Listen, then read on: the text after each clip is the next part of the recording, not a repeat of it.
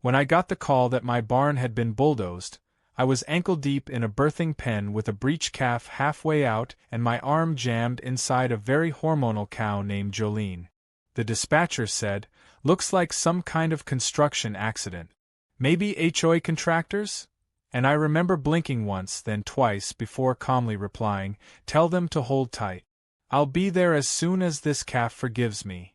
Jolene mooed angrily, as if she already knew that while her baby was stuck in limbo, my 20-year-old hay barn, the one I built with my late father, was being flattened by some clipboard-wielding HOA maniacs with a backhoe and a vision board. By the time I arrived, dust still hung in the air. The barn was gone. Not condemned. Not relocated. Just gone. In its place stood a freshly poured concrete slab, ringed with rebar and early-stage plumbing. A man in a sun visor and salmon-colored polo shirt stood confidently at the edge of it all, talking to two landscapers like this was just another Thursday. That was my first time meeting Carl. He turned when he saw me, looked me up and down, still covered in afterbirth, mind you, and actually had the audacity to grimace. "You're tracking something onto the foundation," he said. I asked him, very politely, what in God's name they were doing on my land. He responded with a smirk and the phrase, "You'll want to take that up with the HOA. Now, I've heard many things in my life. I've heard coyotes scream, I've heard a tornado siren go off during a wedding, and once, I heard a goat sing the Jurassic Park theme. But nothing, could have prepared me for the sound of that smug little chuckle escaping Carl's mouth, as he explained that the HOA had repurposed the old barn property, my barn, for the benefit of community enhancement. Apparently, someone had slipped a clause into the new zoning paperwork while the county was redrawing lines, and now the HOA technically had a foot in the eastern quarter of my land. A pool was going up. A big one. With a cabana, fountains, and, I kid you not, a koi pond.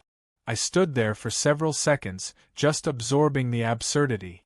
He continued, "You're welcome to come by for a swim once it's finished," as a gesture of goodwill. That was when I realized two things. First, Carl's neck was just begging to be introduced to a cattle prod, and second, I needed to play this long and smart. No rage, no screaming, no threats. Just calm, methodical revenge. The HOA had unknowingly declared war, and I had a full arsenal of animals, land knowledge, and time on my side. I filed an injunction that afternoon.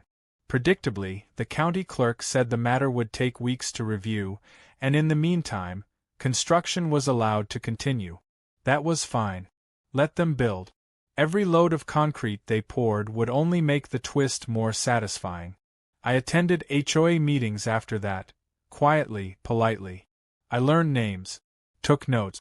I smiled when Carl introduced the other board members to me, including his sister Marlene, the treasurer, who believed no pool party was complete without synchronized swimmers.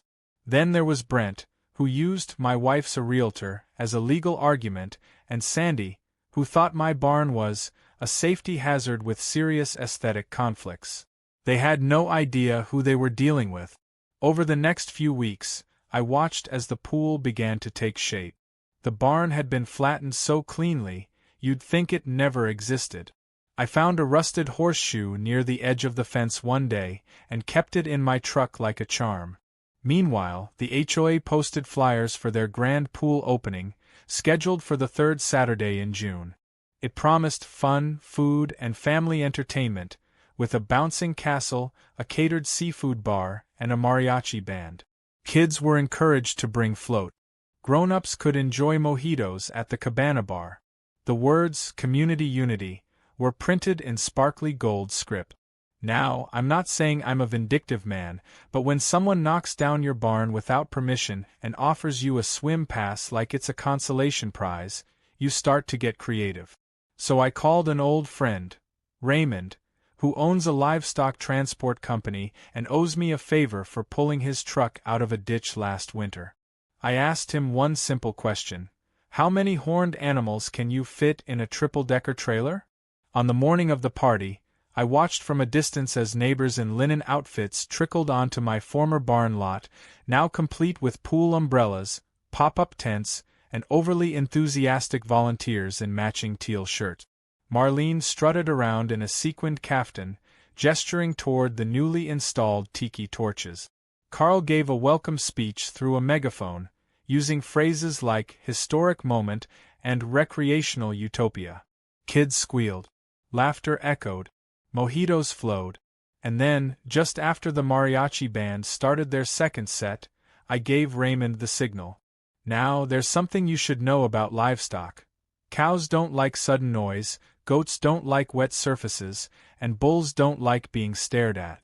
When the trailer gate flew open, 32 animals, including 4 bulls with a grudge, charged directly into the party. Chairs flipped. Floaties were trampled. Carl screamed and tried to dive behind a cooler. A goat launched into the koi pond like a missile. Marlene fell into the shallow end, clutching her purse like it contained national secret. The mariachi band tried to play louder, for reasons I will never understand, until one of the bulls kicked over their speaker. I stayed out of sight, but I could hear the chaos. The screaming. The splashing. The horn honks from startled guests trying to peel out in Teslas as animals flooded the yard. A herd of confused but determined dairy cows decided the bouncing castle was a salt lick. A bull paused mid-rampage to drink from a poolside fountain, which promptly cracked under the weight and sprayed Carl in the face. The irony wasn't lost on me. Animal control was called, of course. So were the cops. I showed up a little late, just in time to see Brent yelling at an officer about how rural sabotage should be a federal crime. When asked if I knew anything about the Stampede, I simply looked down at my boots, shook my head solemnly, and said, "Tragic. Livestock can be so unpredictable this time of year." Carl tried to accuse me of orchestrating it, of course. But the only evidence he had was a very grainy security cam clip of my truck parked on a nearby ridge, well within my legal boundary. I offered the officers a copy of the zoning map, just to be helpful. They said they'd look into it. HOA members were too busy trying to herd goats off the cabana roof to push much further. And that's when I knew the war wasn't over, it had just begun. The barn was gone. But I had 30 acres, a deep well of patience, and a whole lot more where that came from. The Monday after the Great Pool Stampede, I woke up to a cease and desist letter duct-taped to my mailbox. It was from the HOA's attorney, a guy named Victor Stetson who apparently thinks a law degree from an online college gives him the right to send threats written in Comic Sans. The letter accused me of orchestrating a targeted biological disruption during a community gathering and demanded restitution for damages suffered due to ungulate invasion. I hadn't even finished my coffee yet, and already I was being threatened with a lawsuit for the emotional trauma of a goat stealing someone's shrimp cocktail. I sat on the porch, letter in hand, sipping my coffee and rereading the phrase, "animal insurgency." That's when my neighbor Andy, a sweet old man who raises ducks and doesn't trust microwaves, walked over with a plate of muffins and said, "Heard about the Stampede. Damn shame. Heard the koi didn't make it." I nodded solemnly and took a muffin. "No idea what happened," I replied. "Animals are unpredictable. Maybe they wanted to swim." Andy winked and said, "Well, next time, aim 'em toward my place. My wife's book club could use a little excitement." I wasn't worried about the cease and desist, mostly because I had already anticipated the HOA would escalate. That's the thing with people like Carl and Marlene, they don't believe in letting things go. They believe in paperwork, policies, and punishing anyone who steps outside their fantasy of suburban paradise. To them, I was the glitch in the matrix, the unpaved driveway in a row of manicured lawns, the man who refused to play along. Sure enough, by Wednesday I had code enforcement on my property. A guy named Dennis showed up in khakis and a shirt that said Community Standards Officer, like it was some kind of military rank. He walked around pretending to inspect my fencing, making notes on a clipboard and asking questions like, "Is this structure zoned for livestock?" while pointing at my chicken coop. I answered every question calmly. "Yes, those are my chickens. No, they're not therapy animals. Yes, the fence meets the state height requirement. No, I will not be cutting my pasture in geometric patterns to match HOA landscaping expectations. After Dennis left, I noticed a new sign at the edge of the former barn lot. Private HOA property, no trespassing. It had been staked directly into my soil, a full 4 feet inside my legal boundary. I measured it just to be sure. That sign was trespassing on my land while declaring I couldn't trespass on theirs. The irony was so thick I nearly choked on it. At this point, most people would have hired a lawyer, or maybe gone to the county board. But I'm not most people. I don't like wasting time on hearings when I can just outmaneuver people on the ground. So I spent the next few days doing what I do best, gathering information. I learned from a local contractor friend that the HOA hadn't pulled proper drainage permits for the pool. I found out from a realtor that their supposed community improvement zone didn't match the plat map filed with the county. And most importantly, I learned that their fancy new pool had been plumbed directly into a shared irrigation line meant for agricultural use. The moment I verified that last part, I smiled like a man who just saw a cow kick over a wedding cake. The pool was drawing water illegally, from a system funded by tax credits and managed by the Agricultural Board. That meant I didn't need a lawyer. I just needed a clipboard and a visit to the county office. I filed a report, attached photos, and included a detailed summary of how HOA water usage had caused reduced pressure downstream for 3 different working farms, including mine. By Friday, the county had issued a halt on all pool usage pending investigation. I didn't even have to say a word. I just waited. And sure enough, that Saturday, Carl threw another pool party. This time it was a make-up bash with a tropical theme. Marlene had a drink menu printed. There were pineapple floats and tiki torches again. This time, though, I stayed in full view. I parked my truck near the edge of the field, reclined in a lawn chair, and sipped sweet tea while watching the festivities. About 20 minutes in, a county inspector arrived. Clipboard in hand, badge around his neck. Carl tried to meet him at the gate, smiling wide, but the inspector walked right past him and shut off the main valve feeding water to the pool. Marlene shrieked. Carl shouted something about constitutional rights. The inspector handed him the cease-use notice and calmly explained that any further usage would incur daily fines starting Monday. That should have been the end of it. But of course, it wasn't. These people don't retreat, they double down. The next morning, I woke up to find that the HOA had erected a 6-foot-tall wooden fence around the pool, extending into my pasture like they were drawing a border in the middle of a battlefield. The fence was painted white and topped with little gold finials. It looked like someone gave a wedding planner access to a lumber yard. Now they'd gone too far. I called the county again, filed a trespassing complaint, and asked to expedite the survey review. But I didn't wait for the paperwork to settle. Instead, I made a few calls of my own, to some friends in the local high school's FFA chapter. These kids were sharp, energetic, and loved any excuse to use their animal training skills in creative ways.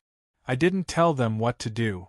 I just asked if they had any upcoming demonstrations involving livestock, and if so, whether they needed a field. They jumped at the offer. That Thursday evening, just before sunset, a parade of trailers rolled onto my property. They brought sheep, ponies, miniature donkeys, and one very large, very excitable alpaca named Morty. The kids set up pens, arranged obstacle courses, and ran drills. By nightfall, there were dozens of animals grazing and pacing just feet from the HOA's pristine white fence. The bleating alone was enough to make Marlene come out with a flashlight, demanding to know what was going on. I said it was an educational event on my private land and handed her a copy of the state's AG use exemption code. She stomped away, muttering something about biohazards. The real chaos began the next day when the alpaca spit through the fence and hit Carl's golf shirt. He lost it. Full tantrum. Called the sheriff, screamed about weaponized animals, demanded I be arrested for agricultural harassment.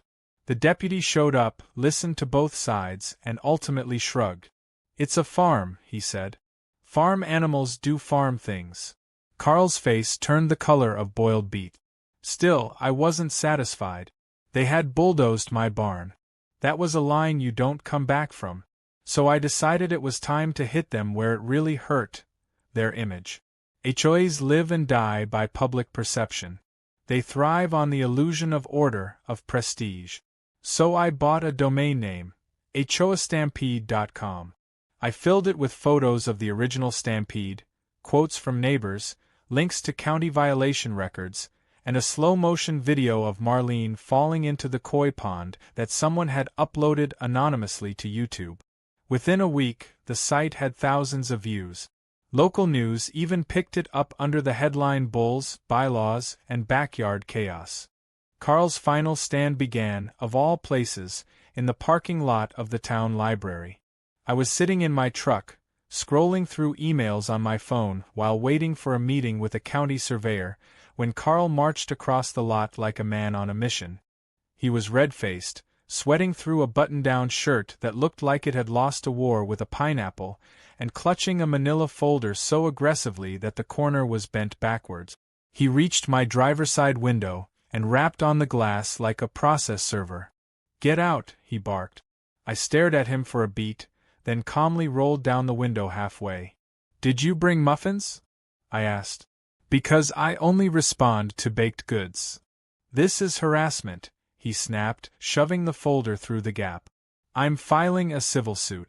You've defamed the HOA, endangered our residents, and undermined the integrity of this community." I took the folder and flipped it open. He'd printed screenshots of HOAstampede.com, circled my name on the website registration, and added quotes from a few anonymous neighbors, one of whom claimed I had weaponized livestock like a deranged rancher with a grudge. I almost laughed, but the man looked so genuinely unhinged I was afraid the veins on his forehead might detonate. "Carl," I said, keeping my voice calm and syrupy, "you built a pool on my land, lied to the county, drew from an illegal water source, and installed koi fish in a neighborhood where the median IQ dips during wine tastings. If I'm a menace, you're a suburban warlord in Dockers." His eye twitched. I could actually see the vein jump. Then, with the grace of a man who believed himself to be in a courtroom drama, Carl declared, "You've left me no choice. I'm calling an emergency HOA vote to expand our jurisdiction. The neighborhood wants your land annexed into the HOA permanently. You can't fight all of us." And just like that, he stormed off, as if he'd just mic-dropped the final move in some grand chess game. But here's the thing about chess. You don't win by flailing. You win by seeing 6 moves ahead. Carl, bless him, had just declared his queen, but I'd already set fire to the board. By Friday, flyers were posted on every mailbox. "Emergency HOA meeting, vote to annex Eastern Tract." The wording was vague, but made it sound like a noble mission to unify the community. Of course, there was no mention of the Stampede, the drained koi pond, or the increasing pile of code violations the HOA had accumulated like unpaid parking tickets. Now, I had no vote in the HOA because I was technically outside the boundary. But I had plenty of friends who did have vote. People like Andy, the duckman, or Denise, the retired nurse who hated Marlene ever since the HOA fined her for planting sunflowers, or the Edwards family, whose kid got kicked out of the HOA book club for bringing a graphic novel. I spent the next few days visiting porches, chatting over fences, and dropping off jars of homemade jam along with little packets titled, "Just so you know, your HOA is trying to steal my land." I laid out everything. How they bulldozed my barn without notice, stole agricultural water, and tried to fence off property they didn't own. I included copies of the county survey, highlighted quotes from the zoning board, and a screen grab of Carl trying to hide behind a margarita stand during the Stampede. The night of the vote, I stood outside the HOA clubhouse, technically a refurbished tool shed with air conditioning, and waited. Inside, folding chairs were filled, cheap coffee brewed, and the tension was so thick you could serve it on toast. Carl stood at the front, puffed up and ready to deliver what I'm sure he thought would be a stirring address about order and community values. But the moment he opened his mouth, Denise raised her hand. "Before we vote," she said, "can we discuss why we're voting to annex someone's land who never agreed to be in the HOA in the first place?" Carl tried to dodge, calling it a technical alignment adjustment. That's when Andy stood up and waved a copy of the county's plat map like it was a subpoena. "This land's been outside the HOA since the subdivision was built. You bulldozed his barn. You misused water rights. And now you're trying to take more land so you can cover up the first mess." One by one, others joined in. The Edwards mom asked if Carl was trying to expand the HOA to increase dues. A younger guy, Jake, I think, mentioned that the HOA had just raised fees again for beautification projects, including installing a bird bath that somehow cost $3,000. A few people mumbled that they'd never even seen the bird bath. Carl grew increasingly red.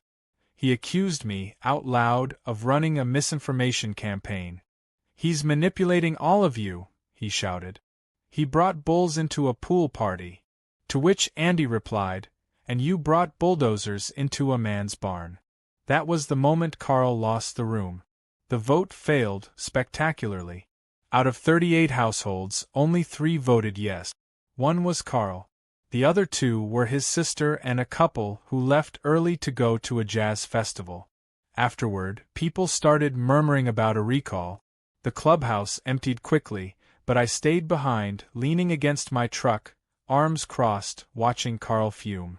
He didn't say a word. He just stared at me like he was watching a wildfire eat his favorite pair of loafers. I expected him to retreat. But again, Carl doesn't know how to lose. So he tried something new. He called the media. The following week, a local reporter showed up at my property asking for a quote.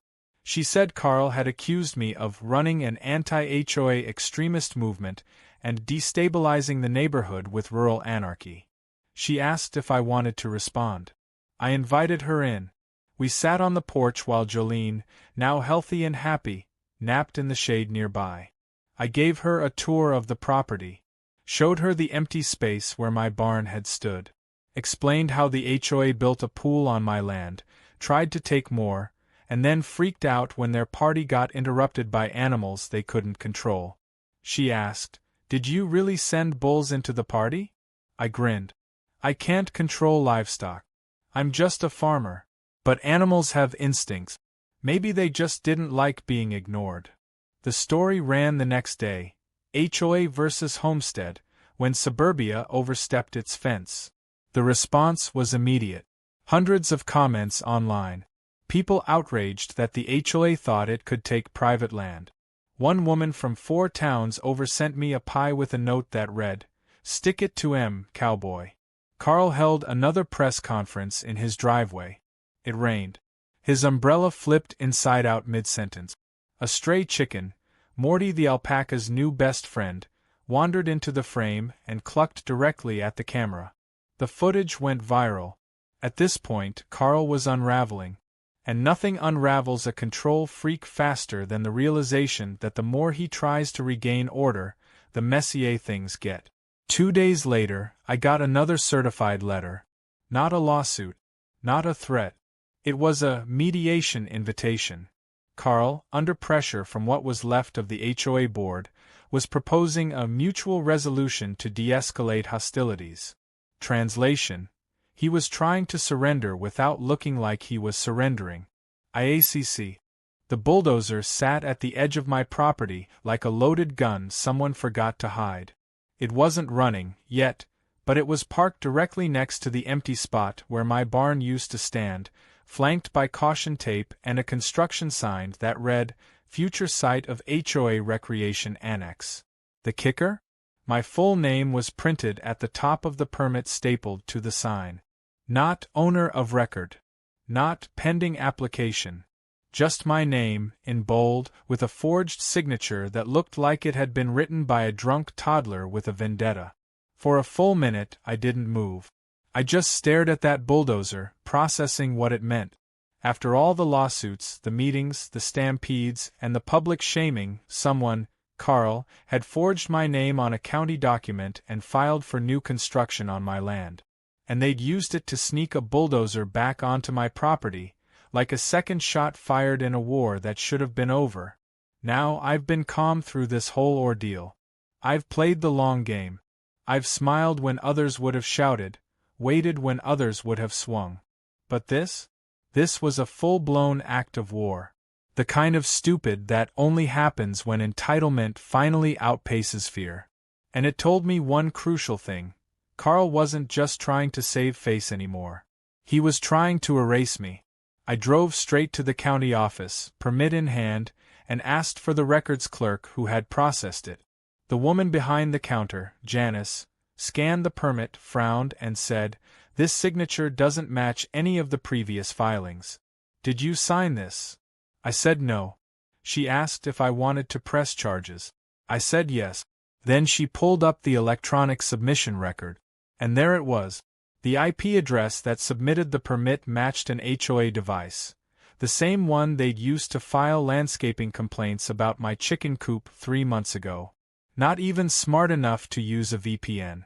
I could have kissed Janice. The sheriff's office opened an investigation that afternoon. They visited Carl's house, served a subpoena, and requested the HOA's internal communications. And I would have let the law take its course, honest I would have, if Carl hadn't decided to dig in again. 2 days after the investigation began, a crew of workers showed up with orange vests and a backhoe, claiming they were contracted to begin work on the recreation annex. I told them the project was under investigation. They shrugged and said they were just following a schedule. I showed them the trespass boundary. They said their supervisor told them it was all cleared. I told them I'd called the sheriff. They packed up fast.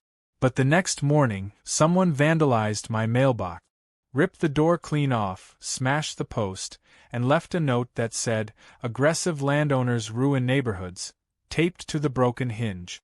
I found tire marks across the front pasture and hoof prints from Morty, meaning the alpaca had apparently tried to chase whoever it was. The little guy was standing near the gate like a very hairy security guard with anger issues. That's when I knew Carl wasn't just targeting my land anymore.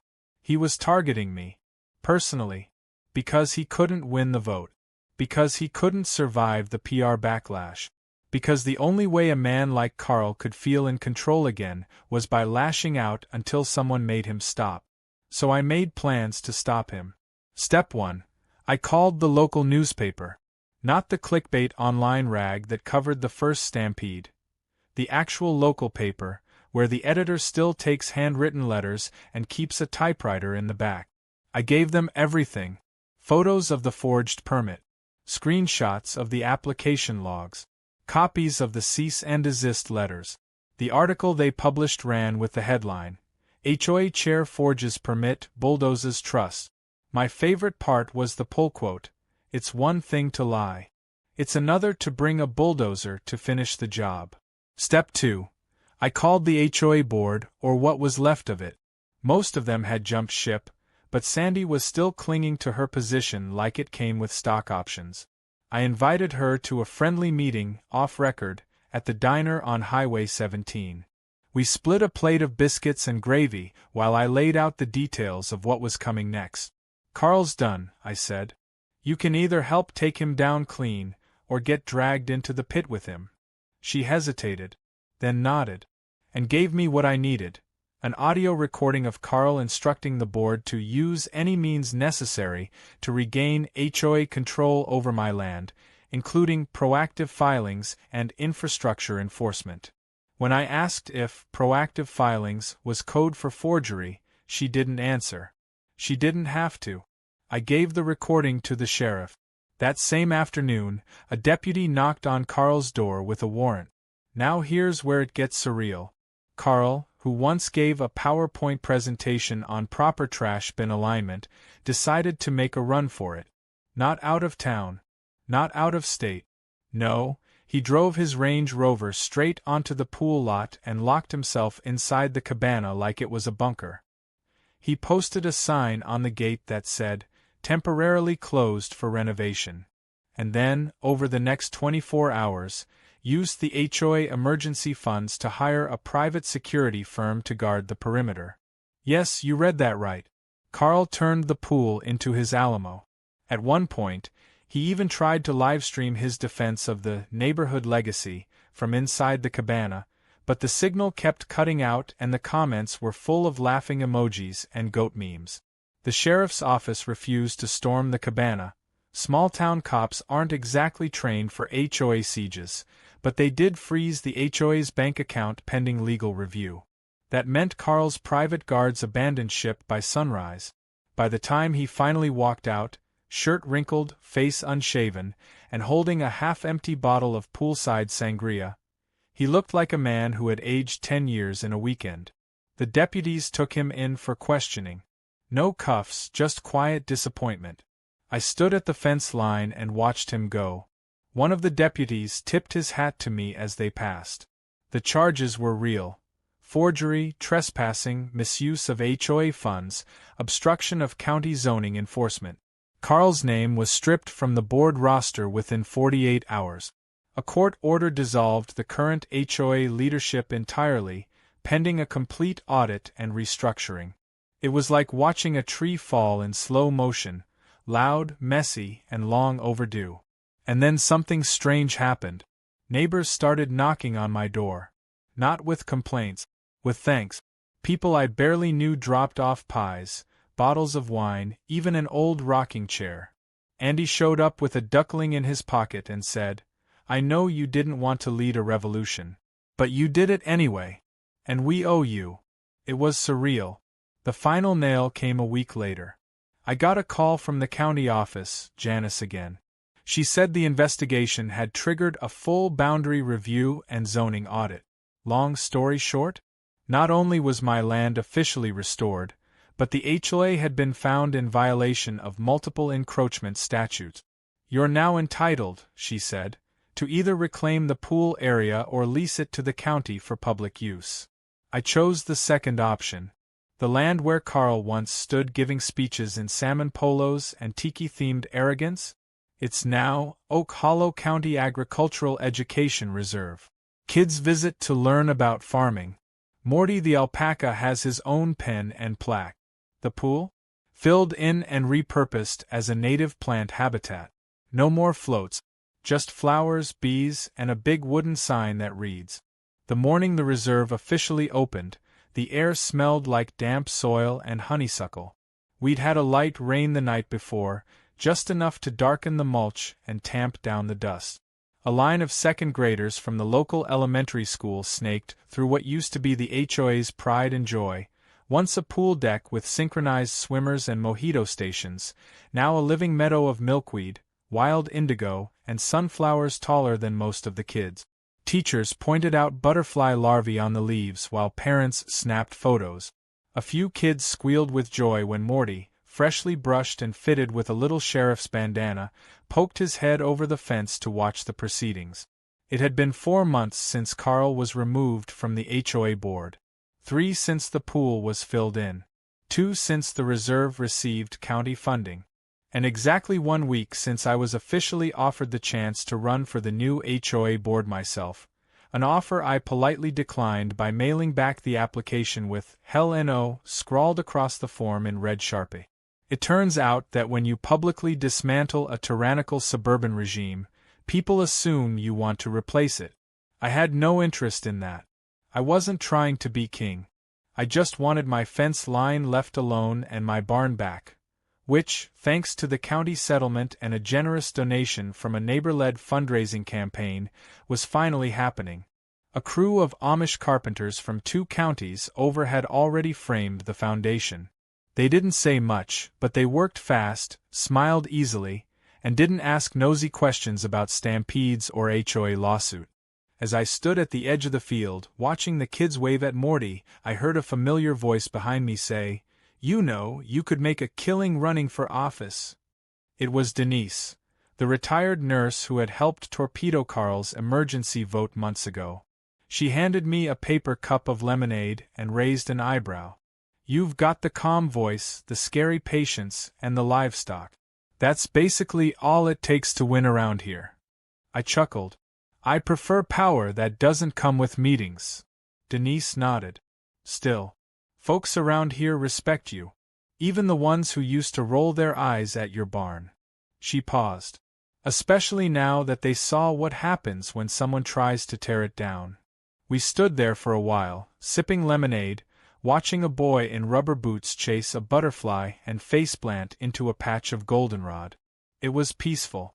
The kind of quiet that only happens after a war, when the last cannon's gone silent and the ground is starting to grow things again. But the truth was, I still hadn't fully let my guard down. Because Carl wasn't in jail. Oh, he'd been charged, all right. A whole list. Falsifying permits, misuse of funds, trespassing, obstruction. But Carl had money. A lot more than I originally thought. Enough to pay lawyers who knew how to stall, spin, and settle.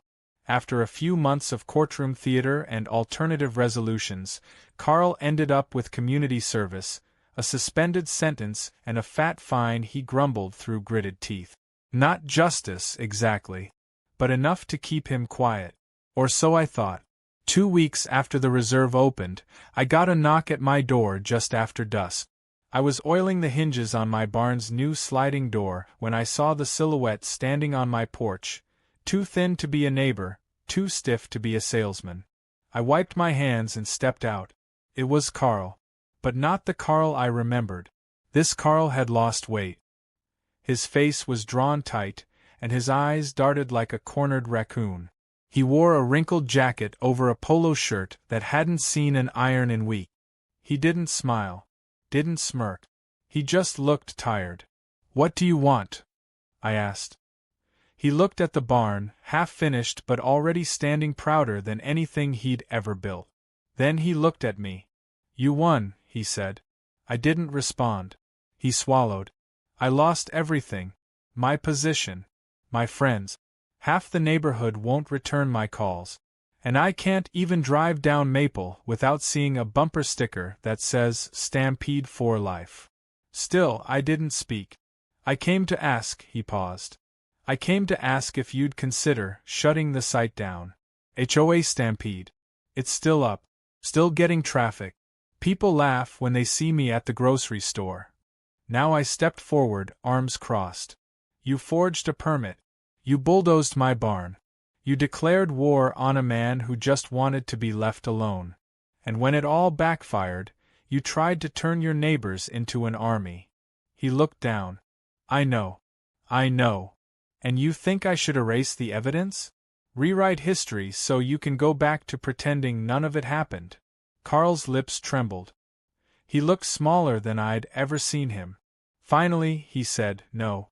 I guess not. I just thought maybe you'd want it to be over." I looked past him to the reserve. Fireflies flickered over the field. A couple of kids were still lingering with their parents, watching Morty settle down in his pen.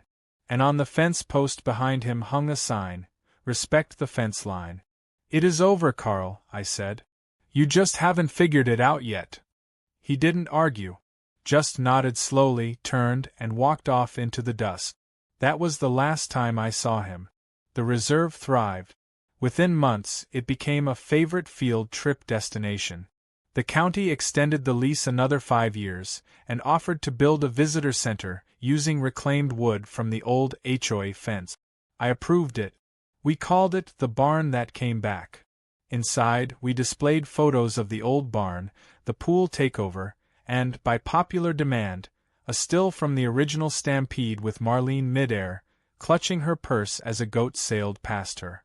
The new HOA board, now run by neighbors who actually liked living next to farmland, voted to reduce annual fees and dissolve half the bylaws Carl had enforced. One rule that stayed, though, was the Community Input Clause, a new measure requiring every board decision to include feedback from residents. Denise told me that in the first meeting where it was used, the whole room burst into applause. As for me, I went back to doing what I've always done. I raised my animals, rebuilt my barn, tended my land. But every once in a while, I'd walk the fence line with Morty at my side, just to remind myself where the war had been fought, and 1. I never took down HOA Stampede.com. But I did add one final page. It's titled, What Happens When You Push a Farmer Too Far. And beneath that, a photo. It's not of bulls, not of goats, not of a fence or a fallen HOA tyrant. It's of a field. Green, growing, full of kids, bees, and wildflowers. Because sometimes the best revenge isn't chaos. It's peace. On your terms. Where no one gets to tell you where your land begins, or who you have to be to keep it. Especially not someone in a salmon polo with a clipboard.